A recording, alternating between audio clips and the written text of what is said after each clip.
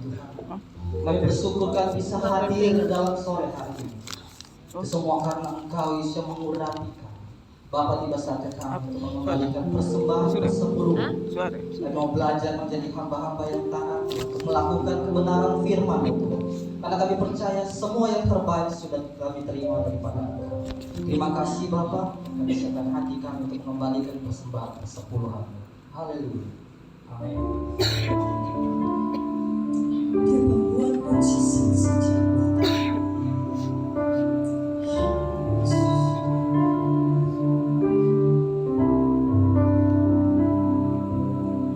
Di dalam kelemahanku, sempurna kuasa-Mu. Hebatnya tantanganku, lebih hebat Tuhanku. Ku berserah kepadamu yang menggelar laut yang terduga, badai yang mustahil pun terjadi. Karena kuasa-Mu yang pegang hidupku, yang buka jalan bagiku. Kau pembuat mujizat sejati. Bersama-sama di dalam kelemahanku, sempurna kuasa-Mu.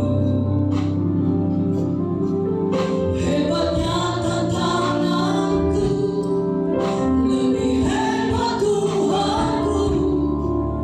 Ku berserah kepadamu yang membelah laut yang terduga, badai yang mustahil pun terjadi. Karena kuasa-Mu yang pegang hidupku, yang buka jalan bagiku. Kau pembuat mujizat sejati, yang membelah laut yang terduga, badai yang mustahil pun terjadi. Karena kuasa-Mu yang pegang hidupku, yang buka jalan bagiku. Kau pembuat mujizat sejati. Sekali lagi yang membelah laut yang terduga, badai yang mustahil pun terjadi. Karena kuasa-Mu yang pegang hidupku, yang buka jalan bagiku. Kau pembuat mujizat sejati. Kau pembuat mujizat sejati. Kau pembuat mujizat sejati. Dengan kasih Kristus, Ibu Trace berdoa untuk kita dengar firman Tuhan.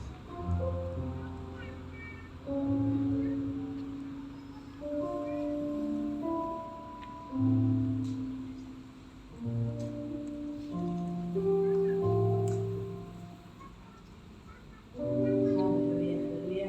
Bapa di surga, Bapa di dalam nama Yesus Kristus, kami bersyukur Bapa atas anugerah-Mu sore hari ini Bapa. Kami ada di tempat yang kudus ini untuk kami beribadah, kami memuji memuliakan nama Tuhan.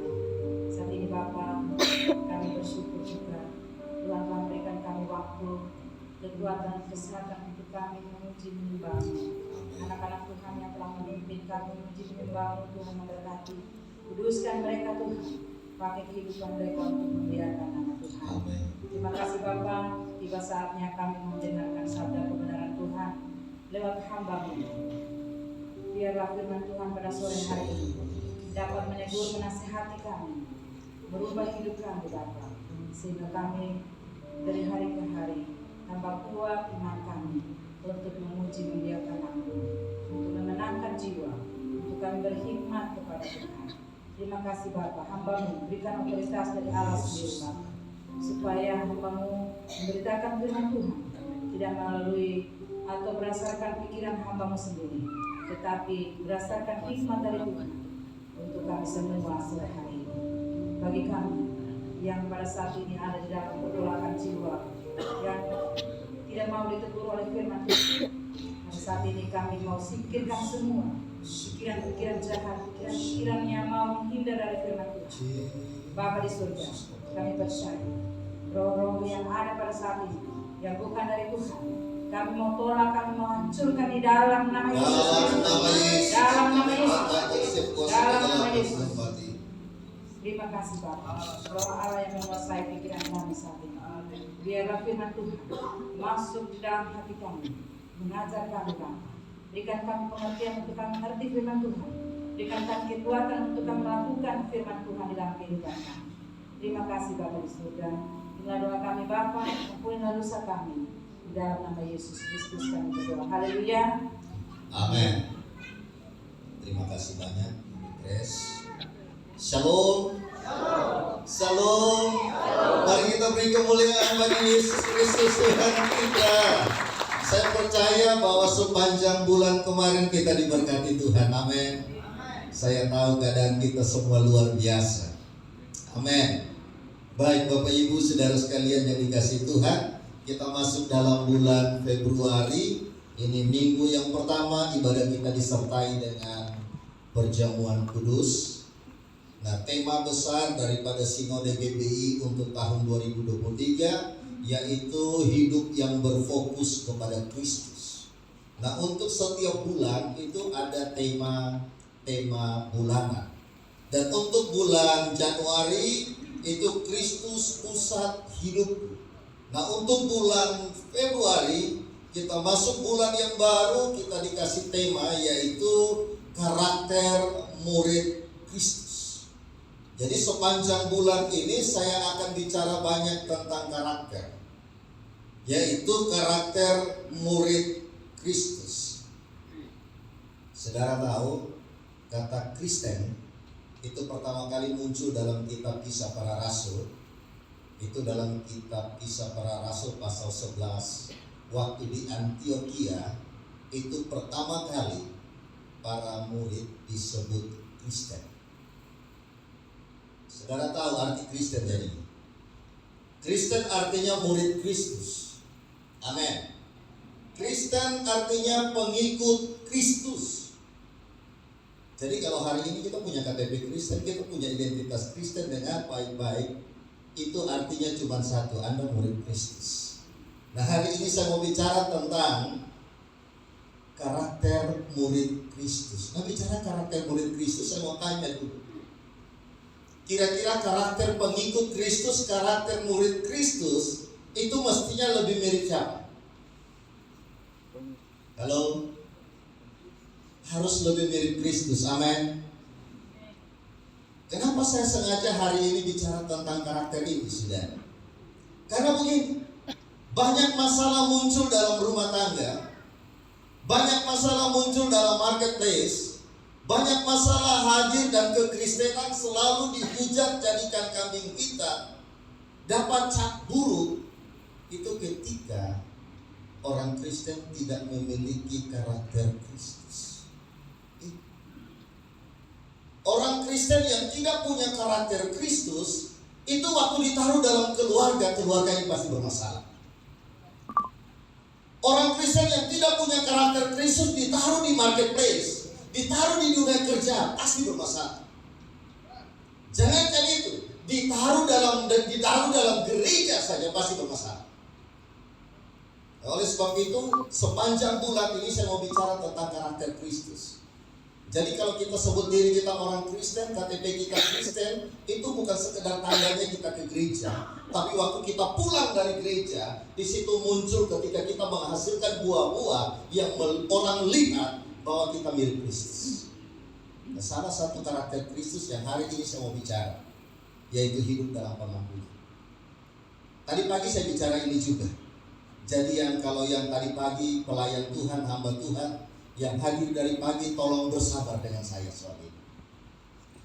Saya tadi pulang sampai di rumah, saya masuk kamar, saya bilang, Tuhan, saya rindu sore topik lain lagi.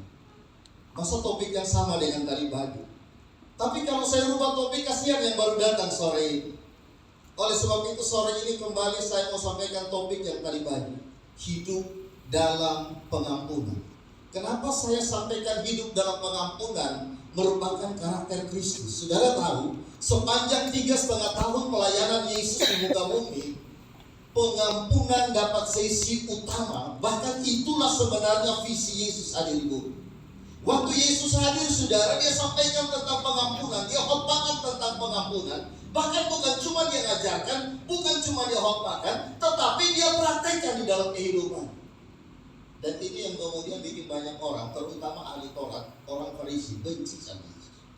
Kenapa? Setiap kali selesai dia kemudian melayani orang, setiap kali selesai dia sembuhkan orang, ini satu kalimat yang bikin mereka alergi. Apa itu? Dosamu sudah diampuni. Dosamu sudah diampuni. Dosamu sudah diampuni. Kenapa? Orang-orang Farisi ahli Taurat benci kalimat itu karena mereka tahu begini, yang bisa mengampuni cuma Tuhan, dan mereka tahu, mereka yakini dia bukan Tuhan. Tapi hari ini kita tahu Yesus itu Tuhan. Amin. Nah, Yesus itu suka mengampuni. Bahkan saudara tahu, waktu Yesus tergantung antara langit dan bumi dalam penderitaan yang begitu mengerikan, sementara matanya melihat ke bawah. Waktu dilihat ada begitu banyak orang yang teriak, salibkan dia, salibkan dia, salibkan dia. Di antara mereka yang berteriak salibkan dia, dia melihat juga orang-orang yang mungkin di antara mereka pernah hari dalam KKR. Orang-orang yang pernah disembuhkan oleh dia. Orang-orang yang waktu lapar pernah diberi makan oleh dia. Orang yang sama yang berteriak salibkan dia. Orang yang sama yang berteriak Barabas lebih bagus dari kamu. Kalau Yesus mau sakit hati, bisa sakit hati. Kalau Yesus mau marah, dia bisa marah. Tapi saudara tahu, di saat seperti itu, ketika penderitaan sedang ada dalam hidup, ini yang keluar dari mulut. Dia berkata begini, Bang, ampuni mereka, karena mereka tidak tahu apa yang mereka perbuat. Berapa banyak anak Tuhan, berapa banyak orang Kristen katakan bahwa dia, saya pelayan Tuhan, saya majelis sekian periode. Tapi ketika kita disakiti, kita simpan dendam, simpan sakit itu dan tidak melepaskan pengampunan sama sekali. Hari ini kita mau belajar tentang pengampunan. Hari ini kita belajar tentang pengampunan. Yuk, saya dari pagi saya masih sampaikan ini juga. Bicara soal pengampunan, saya waktu siapkan ini tiba-tiba saya lihat wall Facebook saya, status saya. Facebook kan suka ingatkan kenangan beberapa tahun lalu. Jadi begitu saya lihat ada kenangan 6 tahun lalu. Dia bilang begini, saudara. Itu saya tulis sudah lama, tapi kemudian karena Facebook ingatkan, saya jadi ingat lagi. Tapi saya lihat ini bagus sekali. Dia bilang begini, sebuah ban serep tetap jadi ornamen penting pada sebuah mobil, tapi tidak akan pernah berfungsi sampai hadirnya masalah. Apa itu? Yaitu ban utama bocor. Ya kan? Saudara yang pernah bawa mobil, sering bawa mobil tahu ini. Saudara boleh taruh ban serep sebagus apapun, semahal apapun, tapi ban serep itu tidak akan pernah berfungsi selama ban utama 4 tidak ada yang bocor. Dan kita berharap bahwa tidak ada ban yang bocor, dan kalau bisa ban serep ini tidak pernah dipakai, ya kan? Nah, begitu juga soal pengampunan, memaafkan, merendahkan diri, mengalah meskipun benar, itu tetap jadi bagian penting dalam pengajaran dan khotbah. Tapi itu cuma teori. Itu cuma teori. Jadi kalau kita khotbahkan tentang pengampunan, khotbahkan tentang mengalah meskipun benar, memaafkan, itu cuma teori. Dengar baik-baik. Sampai kemudian itu baru bisa berfungsi dan dipraktekkan ketika muncul masalah dalam hubungan dan kebersamaan. Jadi dengar baik-baik. Kalau kita hari ini kita dengar tentang pengampunan, memaafkan, mengampuni, dengar baik-baik. Kita boleh sangat excited, kita boleh sangat yes, amin, puji Tuhan, kita senang sekali dengar itu. Tapi itu hanya akan sampai jadi teori. Sampai saudara berani pulang dan berani lepaskan pengampunan dalam rumah tangga saudara, lepaskan pengampunan dalam dunia kerja saudara, lepaskan pengampunan dalam hubungan kebersamaan dengan orang lain. Nah, saya mau sampaikan begini saudara, Tuhan Yesus itu sangat serius tentang pengampunan. Yuk kita baca ayatnya ya. Matius 18 ayat 21 sampai 35. Matius pasal 18 ayat 21 sampai 35. Saya minta seperti biasa, saya minta bantuan saudara, kita baca bergantian. Saya akan baca ayat ganjil, saudara baca ayat genap. 35 kita akan sama-sama. Ini apa yang Yesus sampaikan tentang pengampunan. Kemudian datanglah Petrus dan berkata kepada Yesus, Tuhan, sampai berapa kali aku harus mengampuni saudaraku jika ia berbuat dosa terhadap aku? Sampai 7 kali?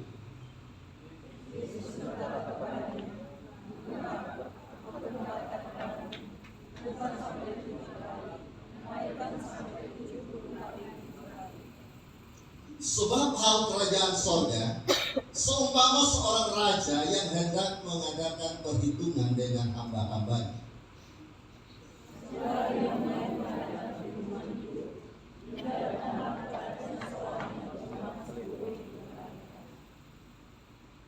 Tetapi karena orang itu tidak mampu melunaskan hutangnya, raja itu memerintahkan supaya ia dijual beserta anak istrinya dan segala miliknya untuk membayar hutang.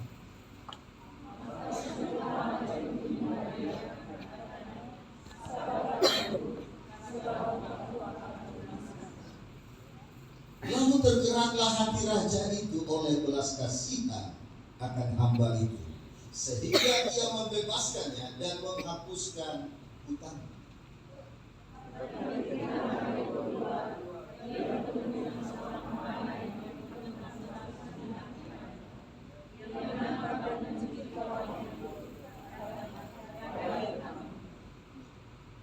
Maka sujudlah kawannya itu dan memohon kepada, sabarlah dahulu, hutang itu akan kulunaskan.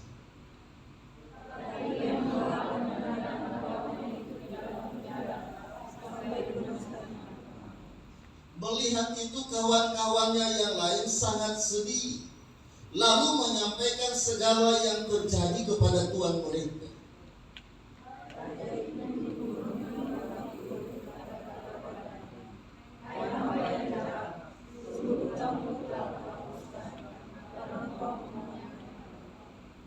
Bukankah engkau pun harus mengasihani kawanmu seperti aku telah mengasihani engkau?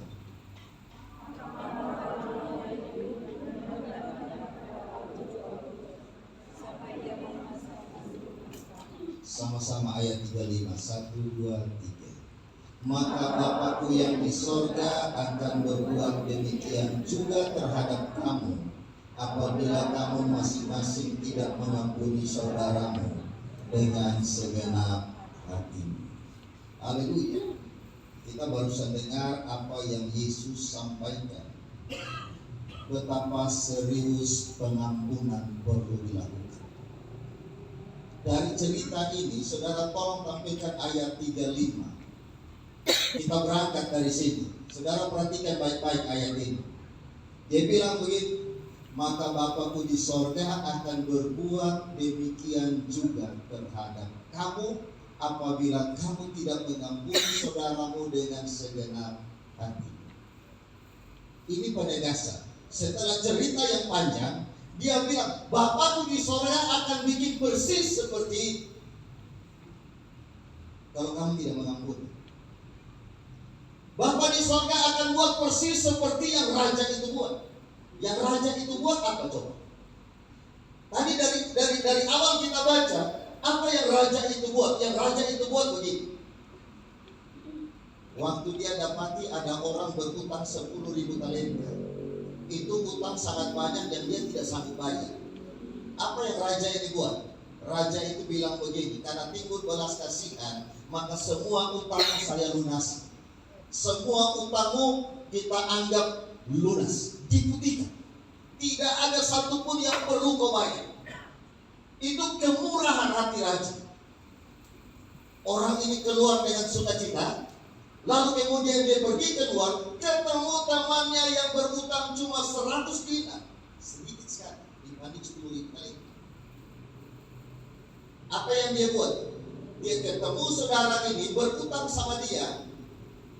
Dia lupa tadi dia sudah diampuni di sana.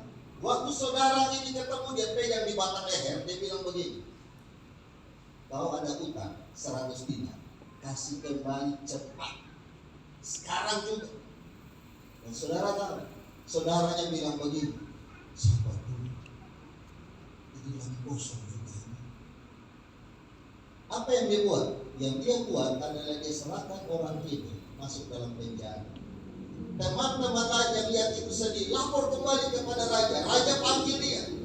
Waktu raja panggil dia, apa yang terjadi? Raja bilang, bukankah aku sudah ampuni kau? Tapi karena engkau tidak ampuni saudaramu, ini yang raja lakukan. Apa itu? Raja bilang, masukkan orang ini ke dalam penjara, diserahkan kepada para algojo, para penyiksa, siksa dia di sana sampai dia bayar lunas semua utang. Dengar baik-baik. Sampai dia bayar lunas semua utangnya. Kan tadi raja bilang dia sudah dilunasi, iya toh? Tadi kan bilang sudah diampuni, iya toh? Tapi karena dia tidak ampuni orang lain, semua hitungan yang tadi sudah diputihkan, dikembalikan. Masukkan dia di penjara. Sampai kapan dia lunasi semua? Baru dia boleh keluar. Nah, pentingnya cerita ini di sini. Pentingnya cerita ini di sini, karena banyak orang salah mengerti tentang keselamatan. Dan kita para imam, para hamba Tuhan kadang keliru waktu penguburan. Ya toh, para imam, baik pendeta, pastor sama juga. Kadang-kadang dalam penguburan kita dengan enaknya begitu menghadap ini peti mati, begitu turun ke liang lahat, kita dengan entengnya kita bilang begitu. Karena dia sudah dibaptiskan bersama dengan Kristus, maka dia pun mengalami kematian bersama Kristus, dia akan dibangkitkan pula bersama dengan Kristus. Tidak peduli ini orang hidup kayak apa semasa hidup. Itu yang kemudian membuat umat ini salah mengerti. Yang penting saya jadi orang Kristen, yang penting saya ke gereja, yang penting saya dibaptis, tidak peduli seperti apa saya hidup, pasti saya masuk surga. Nanti dulu. Alkitab yang tadi Yesus sampaikan itu pengajaran bukan pengajaran Nabi. Itu pengajaran dari mulut Yesus sendiri. Kalau engkau tidak mengampuni saudaramu yang lain, maka ketika itu pula semua dosamu yang lain Tuhan kembalikan. Supaya saudara jelas saya kasih tahu begini. Hari ini usia saya 54 tahun. Tahun ini 55. Sepanjang 54 tahun ada begitu banyak salah, begitu banyak dosa yang saya tidak bisa hitung lagi. Terlalu banyak. Kalau pakai kuotanya sudah habis saya pakai lama. Tapi karena Tuhan baik, tiap kali saya berdosa saya datang, Tuhan ampuni saya. Dia Bapa yang baik, dia ampuni semua dosa saya. Tiap kali saya datang, Tuhan ampuni saya. Saya lihat itu buku itu dicoret habis semua, putih bersih. Tapi waktu kemudian saya tidak mengampuni salah satu orang yang berdosa sama saya, sengaja tidak mau lepas pengampunan, apa yang terjadi? Semua dosa yang 54 tahun saya lakukan itu Tuhan hidup kembali. Kaget. Kita kaget sama-sama. Kenapa? Ini firman Tuhan yang bilang. Nah kalau semua dosa yang 54 24 tahun saya lakukan, Tuhan hitung kembali dan suruh saya yang bayar lunas tanpa kasih karunia. Saya mau tanya, kalau tiba-tiba pemilik kehidupan itu berkata, Robi pulang, kira-kira saudara bisa tahu tempat saya di mana? Surga atau neraka? Neraka. Jabatan pendeta tidak bisa tolong saya di sana. Jabatan gembala sidang tidak bisa selamatkan saya di sana. Yang selamatkan kita karena kasih karunia Bapa. Amin.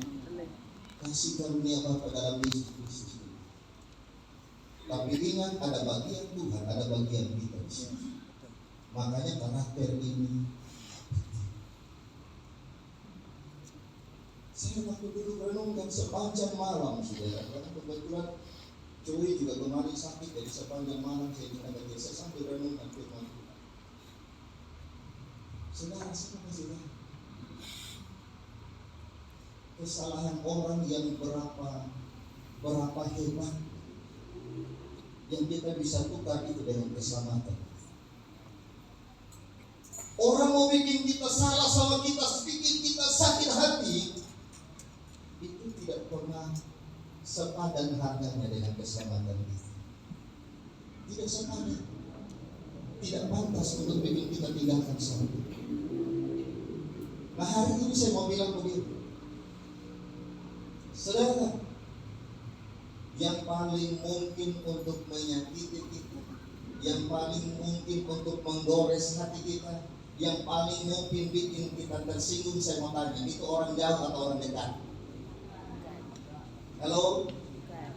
Orang dekat.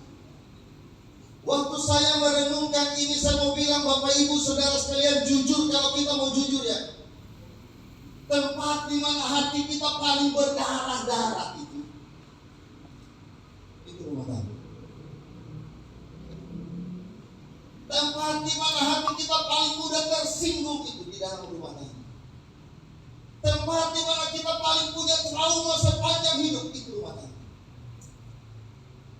Karena di dalam rumah tangga terlalu mungkin suami menyakiti istri. Terlalu mungkin istri menyakiti suami. Terlalu mungkin anak-anak kepahitan hati sama orang tua. Dan terlalu mungkin orang tua menyakitkan hati anak. Kalau hidup sama mertua, terlalu mungkin mertua campur tangan juga dan bikin rusak dalam rumah tangga. Terlalu mungkin menantu dan anak bikin sakit hati bagi kita. Kenapa saya bilang begini? Karena pernah ada yang bilang begini, Bapak, ini mama mantu dan bapak mantu, betul sayang cucu. Kita sudah bisa ajar anak lagi. Kita sudah ajar anak setengah mati, kita taruh nilai-nilai, kita taruh aturan-aturan.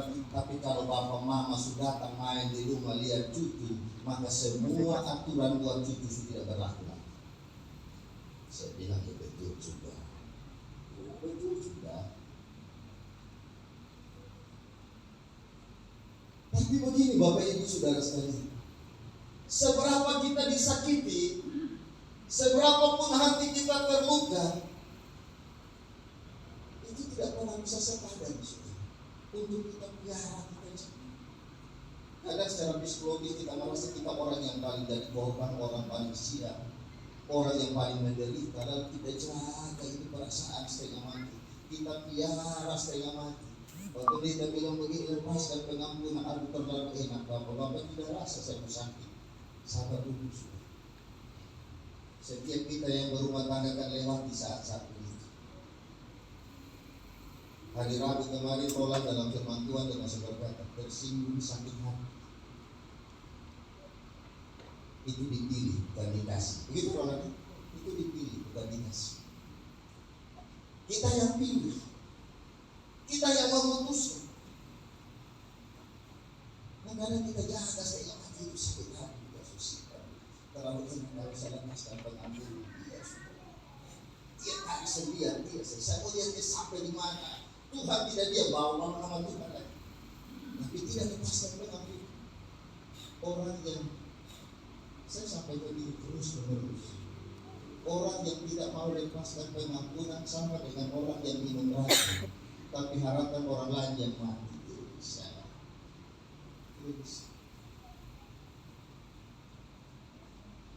Hati-hati dengan tidak mengampuni. Dia punya dampak besar buat hidup itu. Mari kita lihat ada beberapa ayat untuk saya teruskan. Lukas 11 ayat 2 sampai 4.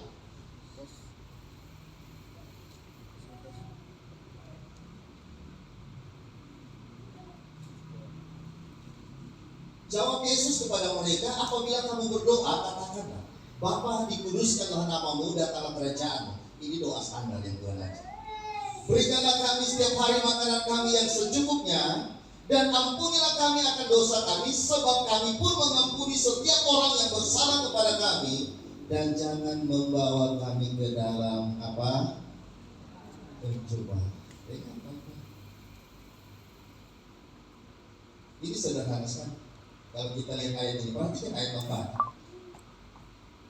Ampunilah kami akan dosa kami, sebab kami pun mengampuni orang yang bersalah kepada kami, dan jangan membawa kami ke dalam pencobaan.